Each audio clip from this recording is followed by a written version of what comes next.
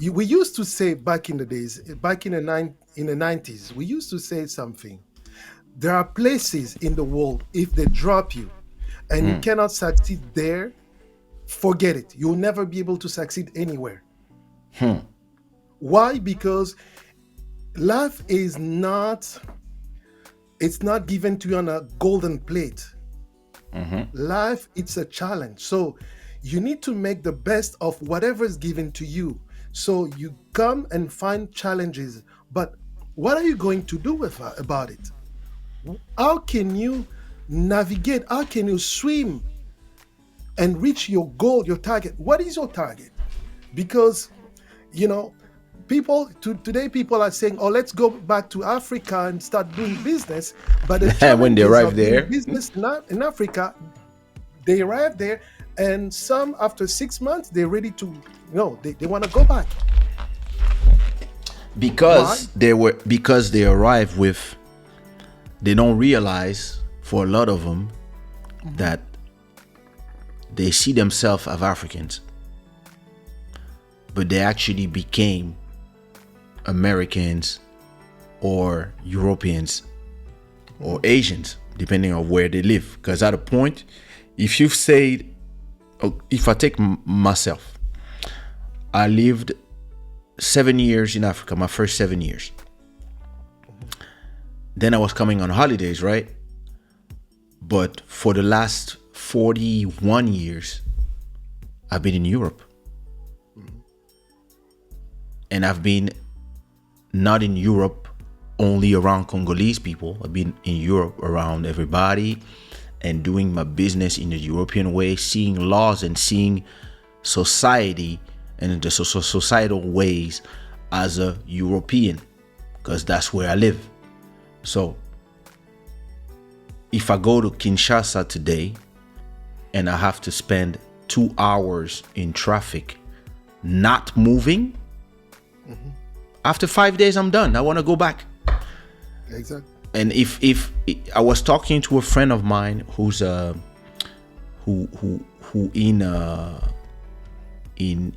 lives in Brazzaville now, and he's been 8 years since he moved back. And he tells me that when he arrived, he thought everything was like in France. You need something to be done, you pay somebody to do it, and they do it. And he realized that in Congo, you pay somebody to do something, they only do half of it. And you have to yell to people. And if you don't yell to people, but for him, why would I yell on my brothers? I don't want to treat people as if they were my slaves. I want to treat people with respect, etc. And then he realized that if you don't yell, people don't do. If people are not scared, they don't do. And you like, and then it puts you in a position where you, or people will do half of the things, or an independent person would always do. They tell you something costs 1,000 to do, but in reality, they know that they're trying to get 1,003 from you. So they will do a little bit, and then we'll start inventing reasons why. Oh, but we need an extra 100, and then you start realizing that now there's some places in the world where everybody is always scratching for the extra, and if you are not used to that, I remember I go to Congo and people are outside the car asking for money. So that's always bon. I just arrived, I don't have cash on me, so I'm just like, hey, hi, but hey, sorry, I don't have nothing with me. And then they sit in front of the car on the big avenue, and they just stay there. And I'm like, what they doing? And my driver is telling me, oh, they will not stand until, they will not move until you give money. But then my driver is not stopping. He's slow, but he's continuing to push them with, and I'm like, what's going on here? And why nobody is stopping them? So it's just another reality with other rules. And you Right. cannot come with your rules from where you came from and saying, "Oh, let's rebuild Africa." Blah blah blah. I had the No. same thing. I had the same conversation today with somebody who was telling me, my only problem with you is you never produce a Congolese artist. And I was like, in terms of business, it made no sense for me Oh because man, where I you're right. Yeah. and I was telling them, listen, yeah, but you should go back now, go home, open a studio, and work with people at home and produce people out there. And I was like, listen, Mhm. the way I do my business, first of all, I need an internet connection that is Mhm. at the speed of what I have now. Fiber Right. optics, 1 gigabyte, 2 gigabytes bandwidth. Mhm. Then I need to have a YouTube that is generating money. In Africa, the YouTube views don't generate money. They don't. I need to have streaming platforms that are generating money and where the people who are listening to the music, they are willing to pay $10 a month or to go on YouTube and 1 million views generate 1,000, 2,000, 3,000, depending, etc., etc. That's how my business works. And I need my artists to make money by performing. And I need Right. them to be able to perform like when we had the label in France, we had Paris, we had 20 clubs. Suburbs, we had another 20 clubs. And then we had Marseille, Lyon, all France, probably 50 or 100 African and West Indian clubs. In every city, there was this club where you could go sing. Plus Belgium, Switzerland, and for me, Portugal, and etc., etc. If you don't give me all these infrastructure, and the artists were making also money, and I was making money, and I'm making money from copyrights, from intellectual rights, from radio, etc., etc. Yeah. And I'm not saying that it's not possible. It's just that in my mindset, the way I make music and the way I make money from music, I cannot export this to Congo, where there's no copyright, there's no infrastructure, there's not an internet that works well. And if any president is feeling threatened by whatever message that's on the internet, they can just cut it and Yeah. destroy my business for a month. No. No, And and to tell you something, I was listening to an interview on Saturday. It was by one guy who was in Europe, Popol Mukelenge. He used to interview a lot of Congolese artists, and he was okay, saying exactly the same thing. He was interviewed, and he said exactly the same thing. Why nobody want to produce African Congolese music? He says the Congolese music cannot be sold anywhere else than outside of Congo. They need yeah, to change the style. That's how it sells. If they play the rumba like Congolese people want it to be played, people outside of Africa, they're not interested in that style of music. Not much interested. And plus, Congolese consumers, Congolese people, most of them, they don't buy music. Today, yeah, the place to buy music is iTunes, those platforms. But how many people, and he used an example, say in Europe, you have at least 300,000 Congolese people, Congolese born, descent. If all the, at least 50,000 bought at least one CD or one there album you go. of, You make 500K. then the artist will make money. But what Exactly. happened is people don't do that. They don't They even get subscribe themselves to Spotify. copies. You know what somebody did one day to me like 20 years ago? Mhm. They came to my show with a CD, but it was a CD like a CD to burn, Yeah, a a copy, blend, a copy, bootleg. and Mhm. it was written in the marker Kaysha, and I was like, and the guy, I was like, okay, what you want me to do with this? He said, well, it's for my daughter. Can you please sign? That's her. She asked me if you could sign that. And me, I was like, yo, So in the end, I asked my manager to give me a poster, and I signed the poster. I was like, at least Yeah. this is I'm not gonna sign a bootleg CD. But No. and when I arrived, I remember arriving in Cameroon, and Mm-hmm. somebody was selling me Kaysha. He was selling me my album. It was a CD-ROM with like my 5 or 6 albums at that time, all in MP3. And I was like, Wow. outside the airport.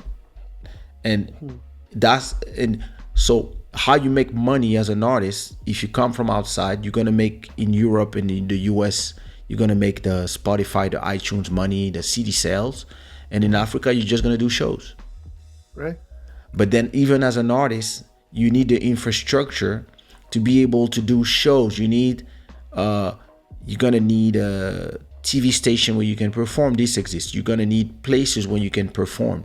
But a lot of places, and you're gonna need the habits of people knowing that they can go to a concert and in security and etc. There's a lot of the infrastructure that is not. There's a government must take the initiative, but they're busy with roads and a lot of other problems that are more important. That I understand that. So somebody has to, the private sector has to be built first for people like me to want to be there. And people, yeah, so why don't you go build it? Because I don't live there. And when you No, say but this, they're like, yeah, but you Congolese. I'm not. I'm not even. That's not where I live. So you understand that we are busy surviving where we are and making things happen where we are. And you guys are asking us to go do what you are supposed to do yourself. You guys have to go and make these things happen. Make those, because here too, we fought here because we were here to build and to have some rights and etc. etc. So you're gonna have. I remember somebody wanted to use one of my songs for an ad in Congolese TV, and I told them it's 100,000 K. It's $100,000, and they were like, "Oh, we only have $5,000." I was like, "Listen, I'm not gonna get copyrights. I'm not gonna get intellectual rights. I'm not gonna have any information on how many times you're gonna play this. You're gonna tell me it's for 1 month. You're gonna play the ad for a whole year. I know you guys. So listen, it's 100,000 or nothing." right. And in the end, what they did, they called my dad because they were the son of somebody else too. Their dad called my dad, and my dad said, "Hey, do it." I was like, oh, and yeah, I made 10K, and I was pissed off because they used my thing for 2 years. And I told my dad, listen, I usually don't say nothing, and listen, I don't talk about, I don't tell you how to do your politics. I'm gonna ask you to please next time, don't tell me what to do with my business, because That's my livelihood. exactly. And a lot of people, they don't understand that and because a lot of people, they live in the activism, and they see the returning to Africa as a romantic thing. Right. It's like a fashion, it's like a trend, returning, etc. When you No, return, you have to accept that you're gonna have a clash of cultures, and it's not something bad. You just have to understand that all the rules you have in your head, like you stop at the red when the light. light is red, everybody else will not care. You have to understand those little things, because when you arrive, you're gonna have a shock of culture where a lot of things that you just got used to because you live somewhere else. And I'm not saying it's better here. I'm just saying it's different. Once you understand that it's different, then you can really, and you can make great things, because you can actually make more money. You can have a bigger place. You can do plantation. You can do a lot of things that you cannot do here. Yeah. But you have to understand the differences of how people are, and even the mentality of the people. There's a Yeah. lot of things that you will want to do because you're bringing another mentality and you don't understand that you are actually, and it's something that you don't realize that slowly you can become an American, or you can become a European, a French, or depending on where you've been living for years. You Yeah. bring those things here, and I've seen, for example, there's a lot of influx of Americans now, Black Americans that are coming to Portugal. A lot of them are coming for a better quality of life. The fact that they feel less, scared here. There's no racial wars here. Like Right. people are a little more integrated. There's problems like everywhere, but not like in the US. So, Right. but the problem is when they arrive, they bring the US problems here. They Exactly. start looking for the activists, the this, where are the Black communities? Where are the problems? They start looking for the problems because they are used to this. They Yeah. and they have to. And when I talk to them, I talked to one the other time. I was like, hey, chill. Things are not the same here. Yeah. The They used problems to are not antagonism. They need some exactly. antagonists to fight and Yeah. They need to because they are active. And I'm like, hey, listen here. You can get together. You can do things and look here. We even have African television here. Like, and they're like, oh my God, what? Yeah. We have this. We have that. It's different. And listen, the problems are different. So don't bring your problems from the US here. right. Understand that you're gonna have to adapt as well. And a lot of people, they don't realize that. And so they go to Europe coming from the US, or they go to the US coming from Europe, or they go to Africa, and both ways, and they have to adapt, and it's always complicated. I remember my friend was telling me, yo, it's so, it's so, and I remember I was there, and I was like, hey, why don't they do this, that? And he was like, hey, it's Brazil, bro. Chill, It's chill, chill, chill. cool, it's okay. So, hey, but so it's like, hey, we asked them to do this at 10, it's 5 p.m. And it was like, bro, I've been here for 2 years. You just arrived. I'm telling you. Oh, and I mean, what you're saying is true. And sometimes people want you to go invest. They want you to go invest there, but they don't realize that as a businessman, you need to see some return on your investment Of course. at a certain time. You But they, cannot just keep on putting money. you know what they say that to you? Mm. Because they have this idea that it's time for you to give back. And you're like, so who decides who I want to give back to? How you know? Exactly. Who gave me first of all? Like, you see what I mean? Like, because if I'm gonna stay, okay, I have to give back. I'm gonna start with Martinique, Guadeloupe, Haiti, Guyana. That's where the success started for me. Yeah. And so, then it's gonna be Portugal, Angola, Mozambique, etc. And you guys arrive late Right. when it was already all of a sudden everybody was like, it's at Ondiqua, you guys woke up, but I was doing this thing for 5 years already. So it's this thing where I believe the big problem here is that a lot of people continue to see themselves as the root, and they don't realize that they are the leaf. Exactly. I see so many people. Je vois le bled. I'm Congolese. Like, bro, you've been French for 4 generations. Right. Your grandpa arrived here in the 50s. Then it was like, and you were born in France. You lived your whole life in France. Maybe you've been in Congo 2 times, and you still calling yourself a Z. I know. It's. I understand that. I don't mind, like, because when people ask me who do I represent, I tell them I represent Africa, I represent Congo, but I also represent this, I represent that, because I understand that it's way more complex than what people want to make it. But because people simplify it when they say it, then they believe it's that simple.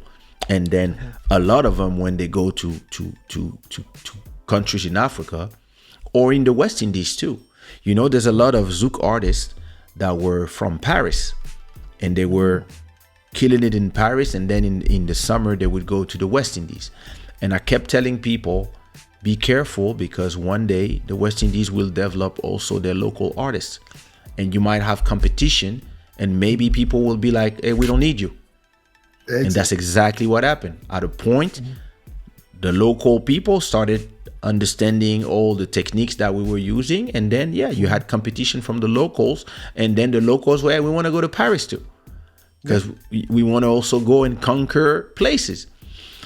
But a lot of them, in their head, it was like, no, we do hits in Paris, then we do all the cities in France during the winter, the autumn, etc.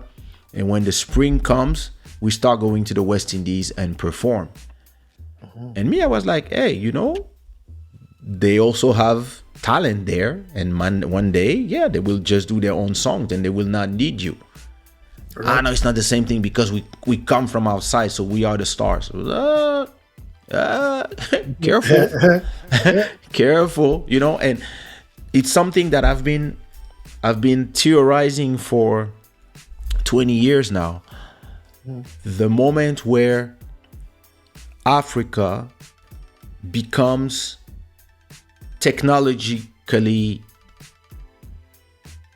on par with Europe is the moment where my catalog will generate twice the money or 3-4 times the money.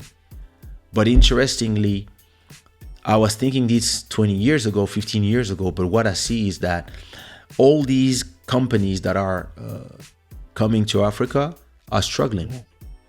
Yeah. They're struggling because the artists, the only place where you can make money is the shows. Shows in the clubs, shows in the concert venues. Yeah. The streaming platforms are there, but nobody has, a lot of people don't have I'm not talking about the 1% of people who have money. I'm talking about the 99% who don't have a bank account. Right. If they don't have a bank account, they don't have a credit card. They only use cash. If they don't have a bank account and a credit card or a PayPal, they cannot pay for your Spotify or your Netflix subscription. Right. And so now the question is, how do you make people move to the next level where they have a bank account? Some of them, they don't even have a smartphone, but it's still a billion people that is untapped revenue. And all these people, they listen to your music, they listen to your content, they come to your YouTube channel, but the YouTube channels don't generate money there. And you're like, why it doesn't generate money?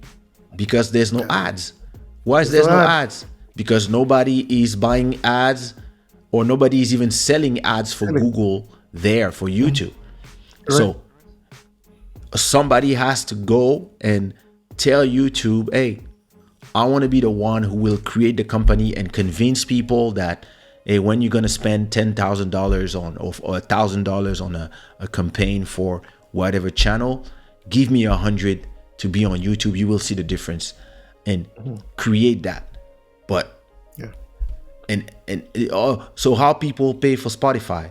Well, maybe if they could pay directly for Orange or Airtel or whatever, or Vodafone, or like the local phone companies, maybe if the music subscription was part of a bundle that is directly paid there, it would work. But then the operators there, they're like, no, we don't want to complicate that thing, because listen, every user brings us $100. And if we put your bundle, they only will bring us $80. And we already don't make money in Europe and the US because of the competition. In Africa, we can still continue to suck people's money. So we're not going to change anything until we have to. Exactly. So it's a real problem, because you have to talk to so many different people. And nobody wants to change anything because they're good, they're making their money, and the governments have something else to care about. And then people ask you, one, yeah, you don't love your country, you don't To produce an those, artist from Kinshasa, and you're like, oh.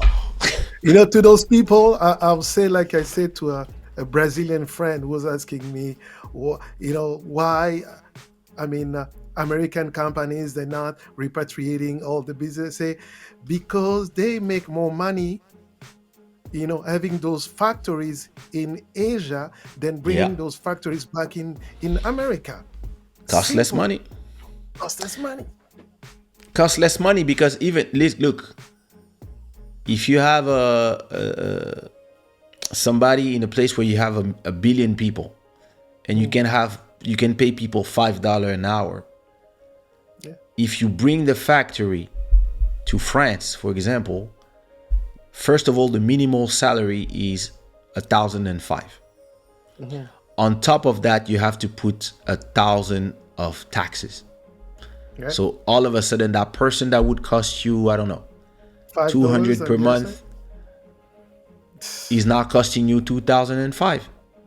I know. So what a lot of people are doing, yeah, they go build in China or they go build in East Europe where it costs less money. So that's the problem, and I believe that's the problem of the globalization. A lot of people thought globalization would be something that where are we going to export our thing, we're going to sell our wine, we're going to sell our telephones, we're going to sell this. And in reality, what happened is that once you taught them how to build your stuff, they were like, oh, we can build our stuff now. So now now you Opposite. hey, Hyundai. Like, And you make a Mercedes, they make a Hyundai, and the design is almost the Lexus. same. Oh, Yeah, exactly. But and now they're saying it's unfair. I remember, I don't know if you heard about that, but it was in France. It was like 10 years ago. There was a steel company called Arcelor, I think. Arcelor. Yes, they're also here. ArcelorMittal. ArcelorMittal. So yeah. Arcelor back then was a French company, and at a point they get bought by Mittal, Indians, and the French are angry.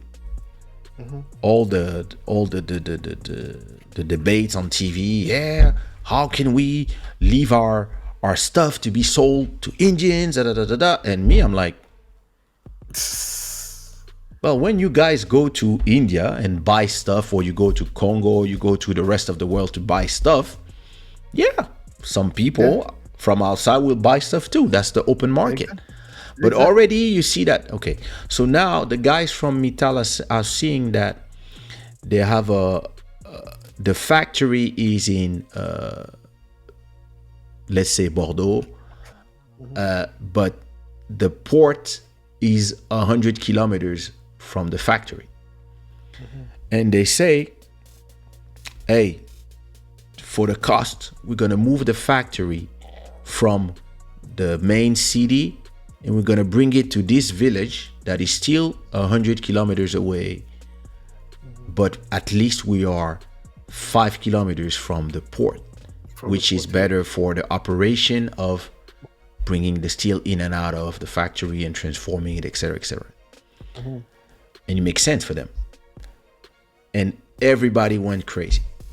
You see, this is what happens when you let the foreigners buy our stuff. Now they want to, look at those people, they're going to lose their job. And of course, they're starting in, I don't have a choice. I've been in this company for 20 years. So to me, it's going to be either I move, what my kids go to school here, or if not, I just move myself. My family stays there, but I gotta do 100 kilometers to go to work, or I have to go live in another place and then only come for the weekend, whatever, or move my whole family, etc., or change another job. But everybody had their reason, and the company was saying, "Listen, we understand. We're gonna help you move, and if you can't move, we're gonna pay you 4 month of reconversion, and then after that, we'll pay you salary for a certain amount of time, and then after that, yeah, listen, up to you. Or yeah, you can move with us. We'll help you find a place, locate, etc., etc. Or you can do 100 kilometers every day to go to work, as you wish. But you're gonna have to be flexible, because for us it makes sense. And listen, everybody started having very kind of racist comments on French TV, and then the minister of the economy at that time, say, I'm summoning the guy from Mittal, and he's gonna see who I am, bro. Private jet arrived in France. Mercedes arrived. He arrived. He went to the president. He sat down, and he said, "Listen, it's very simple. I can move my Operations. factory. I can move these branch that is not making me money. I can move it from that city and move it from 100 kilometers to where I'm supposed to do it, or I can move my factory from Bordeaux to Romania or Ukraine, where every person is gonna cost me 500 per month, and I'm gonna make money actually. And there's a port there too, and they know how to do exactly all the things you can do, and everything they don't know how to do, I'll just take one or two people to teach them. So if you continue to talk a certain way and believe that you can force me into whatever, what I'm gonna do is I'm just gonna fire everybody And shut down operations and then and move. listen. The factory moved 100 kilometers straight, and the government was like, we tried everything we could. There's gonna be a plan, because Yeah. and it's always the same thing. It's in a world that is globalized. Us, the artists, we had to live it first before everybody. Because I remember when we were selling CDs, when you sold 10,000 CDs, you made 100,000. But then iTunes arrived, and everybody could just take one song. One song at a time. Everything got divided by 10. Yeah. Then people could just send the song they like by MSN to somebody else, and you were losing a sale completely. So the And revenue. not only that, but whenever the song comes out, Kaza, 10 days is it's gone. People are forgetting LimeWire. about it. Yeah. But me, I remember when we had to go through the LimeWire, the Napster, etc., and like. But when the Wi-Fi became free, because there was a time where it was not free, but when the internet connection became, you pay 30 and you have unlimited internet and cable, the sales of music was divided by 100. So we were the first that had to adapt to this new world. But at the same time, we were understanding that instead of having 10 people listening locally in France, Belgium, and Holland, all of a sudden we had access to the whole world. Yeah.